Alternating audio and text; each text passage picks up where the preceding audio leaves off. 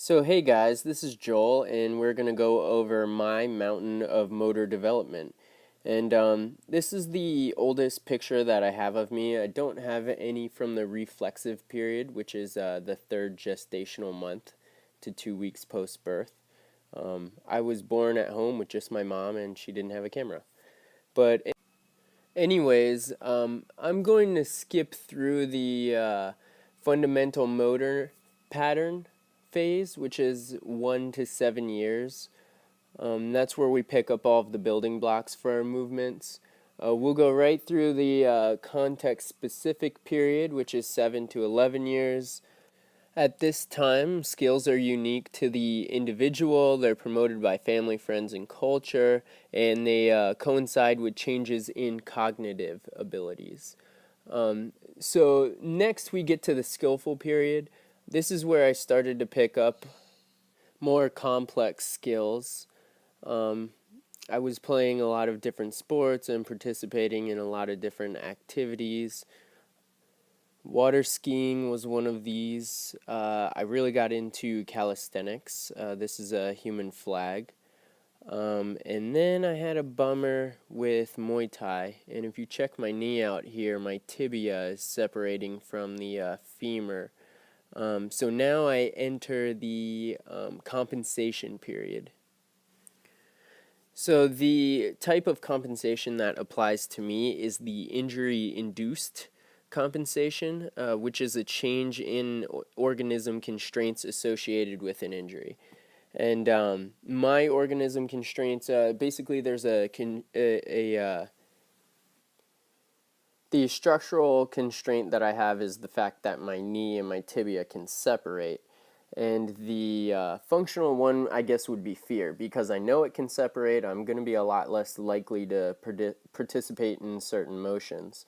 But once I entered the compensation period, I decided it was really important for me to get range of motion back in my ankle and my hip and my knee.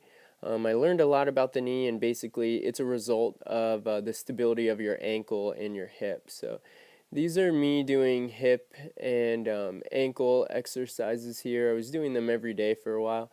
I never got surgery, so the original constraint is still there. This is slacklining, and this is an endo board. Working on the stability of my ankle immensely helps with the stability of my knee. I even got to the point where I started to lift again. Not as heavy as I was before the injury, but the fact that I could stabilize the knee under added weight, it really built my confidence and helped push me to start using my body again. Gross motor skills are particularly vulnerable in the compensation period.